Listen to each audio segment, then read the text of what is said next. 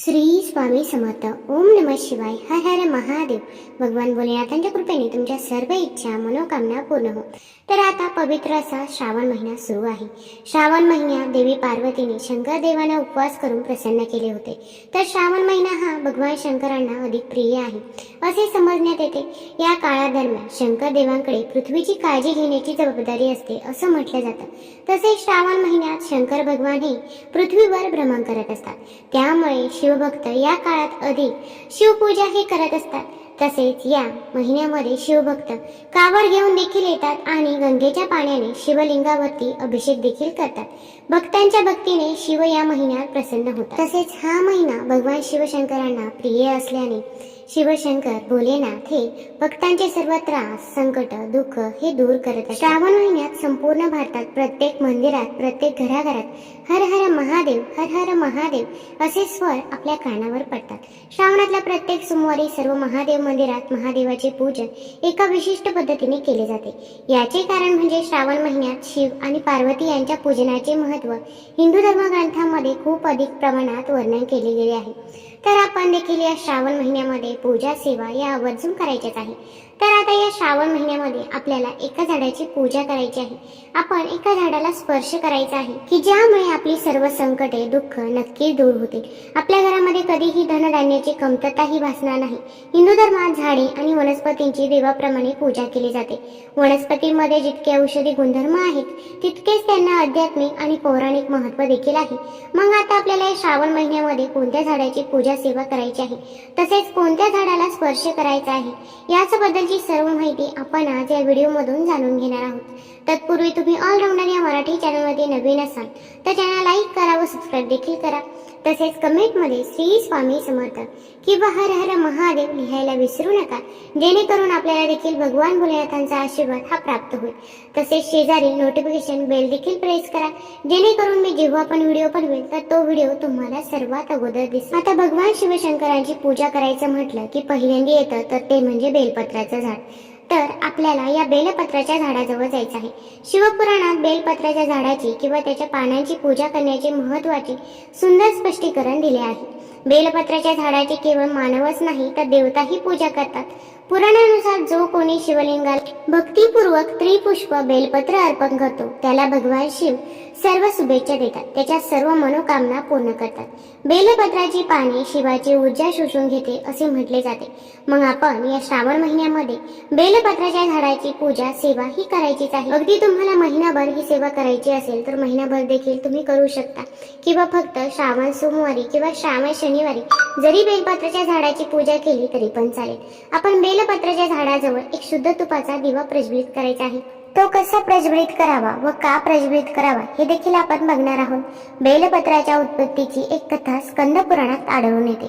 एका पौराणिक कथेनुसार एकदा पार्वती देवीच्या घामाचे काही थेंब पृथ्वीवर पडले आणि त्यातून बेलाच्या झाडाची निर्मिती झाली. बेलवृक्षाच्या मुळाशी गिरिजा देवी, खोडात महेश्वरी देवी, फांद्यांमध्ये दक्षायनी देवी, पानांमध्ये पार्वती देवी, फुलांमध्ये गौरी देवी आणि फळांमध्ये कात्यायनी देवीचा वास असतो अशी मान्यता आहे. तसेच यामध्ये महालक्ष्मी देवीचा देखील वास असतो असेही सांगितले जाते. शिव पार्वती पूजनात अर्पण केलेल्या बेलाच्या पानामुळे दोन्ही देवतांचे शुभ आशीर्वाद लाभतात असे म्हणतात. आता आपण बेलाच्या झाडाजवळ जायचं आहे. अगदी महादेवाच्या मंदिराच्या बाहेर बेलाचं झाड असेल किंवा अगदी तुमच्या शेताच्या कडेला बेलाचं झाड असेल तर तिथे जरी आपण पूजा सेवा केली तरी पण चालेल. एक मातीची पंती घ्यायची आहे किंवा कणकेचा दिवा घ्यायचा आहे. आता या दिव्यामध्ये शुद्ध तूप टाकायचं आहे. तसेच त्यामध्ये वात टाकायची आहे. त्या कापसाच्या वातीला आपण हळदी कुंकू लावायचं आहे. एक तांब्या भरून पाणी घ्यायचं. त्या पाण्यामध्ये थोडंसं कच्चं दूध टाकायचं आहे आणि काळे तीळ देखील टाकायचे आहे. आता हे पाणी आपण तिथं बेलपत्राच्या झाडाला अर्पण करायचं आहे. अर्पण करत असताना ओम नमः शिवाय, ओम नमः शिवाय या मंत्राचा जप करायचा आहे. तसेच तिथे शुद्ध तुपाचा दिवा देखील लावायचा आहे. आता बेलपत्राच्या झाडाखाली जेव्हा आपण दिवा लावत असतो तर त्या दिव्याची दिशा म्हणजेच वात ही उत्तर दिशेला असेल याची काळजी आपण घ्यायची आहे. आता उत्तर दिशा ही कुबेरांची दिशा मानली जाते. यामुळे कुबेर देव देखील प्रसन्न होतात व आपल्या आयुष्यामध्ये जे काही आर्थिक टंचाई चालू आहे तर ती देखील दूर होण्यास मदत होत असते. आता बेलाच्या झाडाला 11 प्रदक्षिणा करणे शक्य असेल तर आवर्जून 11 प्रदक्षिणा करायच्या आहे आणि तिथे बसून आपल्याला जेवढ्या वेळा शक्य होईल तर तेवढ्या वेळा ओम नमः शिवाय, ओम नमः शिवाय या मंत्राचा जप करायचा आहे. यामुळे आपल्याला भगवान भोलेनाथांचा आशीर्वाद हा प्राप्त होत असतो. तुम्हाला जेव्हा वेळ मिळेल तेव्हा तुम्ही बेलपत्राच्या झाडाची ही पूजा सेवा नक्कीच करू शकता. सेवा करून झाल्यानंतर आपण त्या झाडाला स्पर्श करायचा आहे आणि आपली जी काही इच्छा आहे, मनोकामना आहे, तर ती तिथे व्यक्त करायची आहे. कठीणातील कठीण कोणतीही इच्छा असो तर ती तुमची नक्कीच पूर्ण होईल. त्यानंतरचं दुसरं झाड आहे तर ते म्हणजे धोत्र्याचं झाड. आता धोत्र्याचं फूल, धोत्र्याचं फळ हे भगवान भोलेनाथांना अत्यंत प्रिय आहे, हे तुम्हा सर्वांनाच माहीत असेल. ज्यावेळी समुद्र मंथन झालं होतं त्यावेळी समुद्राच्या पोटातून हलाहल म्हणजेच विषाने भरलेला कलश बाहेर आला. त्यावेळी सर्व देव विष कोण प्राशन करणार हा विचार करू लागले. यावेळी महादेवाने हे विष ग्रहण केलं आणि आपल्या कंठात साचवलं. त्यामुळे धोत्रा हे फळ विषारी असल्याने त्याला विषाचं प्रतिकात्मक स्वरूप म्हणून भगवान महादेवाला अर्पण केलं जातं. तसेच धोत्र्याचं फूलही महादेवाला अर्पण केलं जातं. धोत्र्याचे फळ विषारी असल्याने महादेवाचा प्रसाद म्हणून ग्रहण करण्यास शक्य नसला तरी महादेवाच्या चरणात वाहिलेला एक धोत्र्याचं फूल तुम्ही तुमच्या जवळ नक्कीच ठेवू शकता. यामुळे महादेवांचा आशीर्वाद तुमच्यावरती कायम राहील. धोत्र्याच्या झाडाची देखील आपण पूजा सेवाही करायची आहे. त्यानंतरचं तिसरं झाड आहे तर ते म्हणजे शमीचं झाड. शमी हा वृक्ष शनीशी संबंधित आहे. शमी वनस्पती जीवनातील सर्व वेदना आणि त्रास दूर करण्याचे काम करते. या वनस्पतीची रोज पूजा करणे देखील खूप शुभ मानले जाते. या श्रावण महिन्यामध्ये तुम्ही शमीचे झाड घरी आणू शकता, त्याची विधिवत पूजा करू शकता. पुराणानुसार भगवान श्रीराम यांनी लंकेवर हल्ला करण्यापूर्वी शमी या झाडाची पूजा सेवा केली होती. तर आपण देखील या झाडाजवळ शुद्ध तुपाचा दिवा लावायचा आहे. तसेच आपल्याला थोडंसं कच्चं दूध घ्यायचं आहे, त्यामध्ये शुद्ध जल देखील टाकायचं आहे आणि हे मिश्रण दूध आणि पाणी आपल्याला शमीच्या झाडाला अर्पण करायचं आहे. शमीच्या झाडाला हळदी कुंकू अर्पण करायचं आहे. ओम नमः शिवाय, ओम नमः शिवाय या मंत्राचा 11 वेळा जप करायचा आहे. शमीच्या झाडाजवळ आपली इच्छा, मनोकामना या श्रावण महिन्यामध्ये मागायची आहे. भगवान शिवशंकरांना शमीचे पान आणि बेलाचे पान हे अत्यंत प्रिय आहे. हे त्यांना अर्पण करणे अत्यंत शुभ मानले जाते. तसेच पूजापाठमध्येही या वनस्पतीच्या पानांना विशेष महत्त्व आहे. असे म्हटले जाते की कोणत्याही चांगल्या कामासाठी घर सोडण्यापूर्वी आपण नुसती शमीची वनस्पती जरी बघितली तरी पण आपले काम हे पूर्ण होते. कामामध्ये कोणतेही अडचणी अडथळे येत नाही. व्यक्तीला जीवनातील सर्व प्रकारच्या संकटापासून मुक्ती मिळते. शमीच्या झाडाचा संबंध भगवान शंकर आणि शनिदेव या दोघांशीही येतो. त्यामुळे हे झाड घराच्या अंगणात लावल्याने सुख समृद्धी देखील वाढते. त्यानंतर आपण या श्रावण महिन्यामध्ये केळीच्या झाडाची देखील पूजा करू शकतो. जगाचे पालनहर्ता भगवान विष्णू या वृक्षात वास करतात असे म्हणतात, ज्यामध्ये त्याचे मूळ आणि पान हे देवगुरु बृहस्पतीचे निवासस्थान मानले जाते. केळीच्या झाडाची पूजा केल्याने लोकांच्या सर्व प्रकारच्या समस्या दूर होतात आणि सर्व मनोकामना देखील पूर्ण होतात. गुरु भगवानांना खास केळी अर्पण केली जाते. तेज, उत्सव आणि विवाह समारंभामध्ये सजावटीसाठी याचा वापर केला जातो. केळीच्या झाडाचे खोड नशीब आणि समृद्धीचे प्रतीक आहे. म्हणूनच गणपती पूजनाच्या वेळी अनेक ठिकाणी त्याची पाने गणेशाला अर्पण केली जातात. भगवान विष्णू आणि देवी लक्ष्मीच्या पूजेमध्ये केळीचं फळ भोग म्हणून दिले जाते. केळीची फळे आणि पाने ही सर्व धार्मिक आणि वैदिक विधींमध्ये वापरले जातात. केळीच्या झाडाजवळ जायचं आहे. केळीच्या झाडाजवळ जाताना आपण शुद्ध जल घेऊन जायचं आहे. तसेच केळीच्या झाडाला आपण थोडीशी हळद अर्पण करायची आहे. हळद ही भगवान विष्णूंना तसेच माता लक्ष्मीला अत्यंत प्रिय आहे आणि आपला गुरुग्रह देखील बळकट करत असते.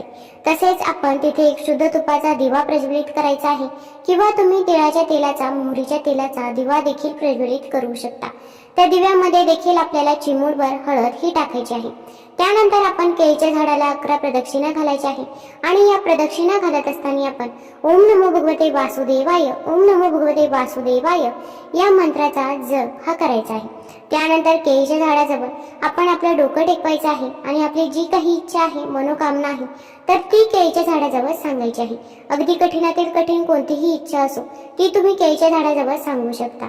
घरामध्ये पैसा येतो पण तो पैसा स्थिर राहत नाही किंवा नोकरी मिळत नाही, जे काही आहे तर ते मनापासून आणि श्रद्धेने आपण तिथे सांगायचं आहे. तसेच असे म्हणतात की ज्यांना पण नोकरी संबंधित समस्या येत असतील तर त्यांनी आवर्जून एक केळीचं झाड लावावं. केळीच्या झाडाची जशी जशी प्रगती होत जाते तशी आपली देखील प्रगती होते.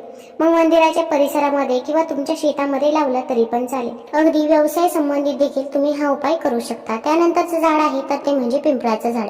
पिंपळाच्या झाडात स्वतः भगवान श्रीकृष्ण वास करतात असे श्रीमद भगवद्गीतेत त्यांनी स्वतः सांगितले आहे. अर्जुनाला उपदेश करताना श्रीकृष्ण म्हणाले की अश्वत्थहम वृक्ष, ज्याचे वर्णन गीतेच्या 10व्या अध्यायात केले आहे. याचा अर्थ सर्व वृक्षांमध्ये मीच पिंपळ वृक्ष आहे. म्हणजे स्वतः भगवान श्रीकृष्ण पिंपळाच्या झाडामध्ये वास करतात. तसेच स्कंद पुराण या धार्मिक ग्रंथातही या झाडाचा उल्लेख आढळतो, ज्यामध्ये या वृक्षाला भगवान विष्णूचे संपूर्ण रूप मानले गेले आहे. पिंपळाच्या झाडाच्या मुळाशी भगवान विष्णू वास करतात, श्रीकृष्ण त्याच्या खोडात आणि नारायण स्वतः फांद्यांवर वास करतात असे सांगितले आहे. तर आता पिंपळाच्या झाडाजवळ जायचं आहे, कणकेचा चौमुखी दिवा बनवायचा आहे. तर यामध्ये आपण मोहरीचं तेल टाकायचं आहे, थोडेसे काळे तीळ टाकायचे आहे, दिव्याला हळदी कुंकू लावायचं आहे, फूल व्हायचं आहे. असा दिवा आपण पिंपळाच्या झाडाजवळ प्रज्वलित करायचा आहे. त्यानंतर पिंपळाच्या झाडाजवळ थोडेसे काळे तीळ आणि साखर देखील अर्पण करायचे आहे. तसेच पिंपळाच्या झाडाला शुद्ध जल अर्पण करावं. त्या पाण्यामध्ये आपण थोडेसे काळे तीळ टाकून हे पाणी अर्पण करावं आणि पिंपळाच्या झाडाला आपण 11 प्रदक्षिणा करायच्या आहे. प्रदक्षिणा करत असताना ओम नमो भगवते वासुदेवाय, ओम नमो भगवते वासुदेवाय या मंत्राचा जप करायचा आहे. प्रदक्षिणा करून झाल्यानंतर पिंपळाच्या झाडाजवळ आपण आपलं डोकं टेकवायचं आहे आणि आपली जी काही इच्छा आहे, मनोकामना आहे, तर ती तिथे व्यक्त करायची आहे. मग कठीणातील कठीण कोणतीही इच्छा असो, हा उपाय जर तुम्ही श्रावण शनिवारी केला तर अत्यंत लाभदायी ठरेल. तसेच पिंपळाच्या झाडाची पूजा करून आल्यानंतर आपण डायरेक्ट घरी यायचं आहे. तसेच मागे वळून बघायचं नाही. तुम्हाला जर हा व्हिडिओ आवडला असेल तर लाईक करा, सबस्क्राईब करा, मित्रपरिवारासोबत जरूर शेअर करा. धन्यवाद.